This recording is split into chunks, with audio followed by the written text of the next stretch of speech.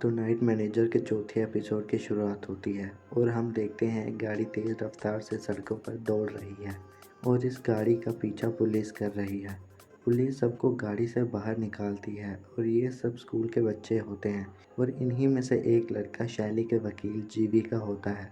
अब पुलिस वाले उसकी जेब में ड्रग्स डाल देते हैं और उसे फंसा देते हैं और उसे अपने बाप को कॉल करने के लिए बोलते हैं। अब उसका बाप यानी जीवी, जो एक जाना माना वकील है, अब अपने बेटे की रिहाई के लिए कोर्ट जा रहा होता है। लिपिका उसका रास्ता रोक लेती है और उसे डराते हुए कहती है या तो वो अपने बच्चे को बचाए या शैली का साथ दे, जिस पर जीवी मान जाता है और शैली के खिलाफ लिपिका का साथ देने के लिए तैयार हो जाता है। अब हमें दिखाया जाता है कि शैली के घर पर पार्टी चल रही होती है और वहीं बाहर लिपिका का आदमी सब पर नज़र रख रहा होता है और वो शैली के वकील जीवी को वहाँ आता देख लेता है और उसकी फ़ोटो खींचकर लिपिका को भेजता है। अब शैली बच्चों को अपना खेल दिखा रहा होता है। शैली जीवी को वहाँ देखता है और जीवी के दुखी चेहरे को देखकर उसका कारण पूछता है, जिस पर जीवी कुछ नहीं बोलता। वहीं दूसरी तरफ ताहा दिखाया जाता है, जिसका फ़ोन गायब हो गया होता है और उसे मिल नहीं रहा होता। इसी बीच शान वहाँ आता है और उससे पूछता है कि वो क्या ढूंढ रहा है, जिस पर ताहा उसे बताता है कि उसका फ़ोन नहीं मिल रहा। शान उसे दिलासा देता हुआ बोलता है कि वो उसका फ़ोन ढूंढ देगा। अब शान वहाँ से निकलकर शैली के कॉटेज में चला जाता है और छानबीन करने लगता है। वहीं साथ वाले कमरे में कावेरी बैठी होती है, जो किसी से बात कर रही होती है और रो रही होती है। शान उस कमरे में घुस जाता है और कावेरी को देख लेता है, जिस पर वो माफ़ी मांगता है और उसे बोलता है वो ताहा का फ़ोन ढूंढ रहा है और वहाँ से निकल जाता है।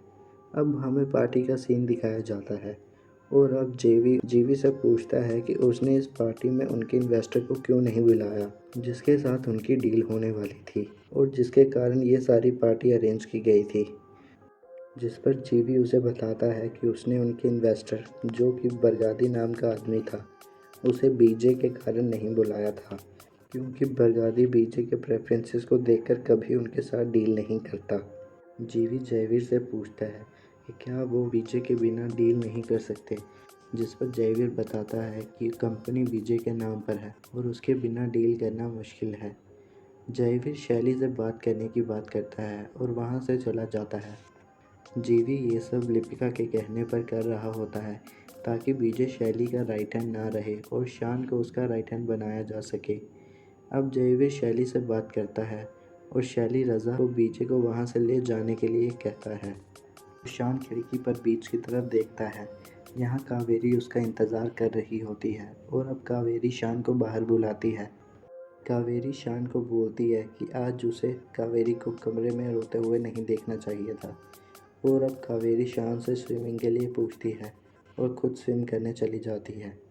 अब शैली बिरगादी से डील करने जा रहा होता है और बीजे को एक दिन बाद साइन करने के लिए वहाँ आने के लिए कहता है, जिस पर बीजे कुछ ज़्यादा खुश नहीं होता और अब ताहा को दुखी देखकर शैली उसके कारण पूछता है, जिस पर वो बताता है कि उसने सबके लिए शान के साथ मिलकर डिनर बनाने का प्लान किया था, जिस पर शैली कहता है कि वह 2 दिन बाद वापस आ जाएगा और तब सब साथ मिलकर डिनर करेंगे और कावेरी को बाय बोलता है।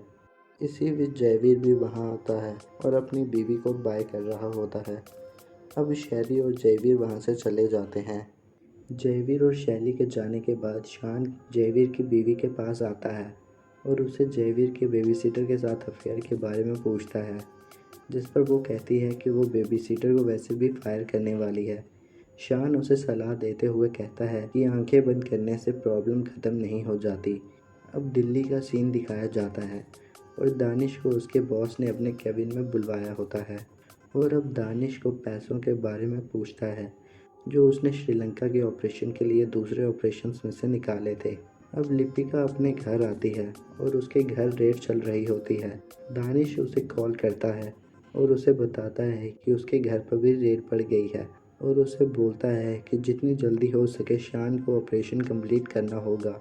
अब दोबारा से शान और ताहा का सीन दिखाया जाता है।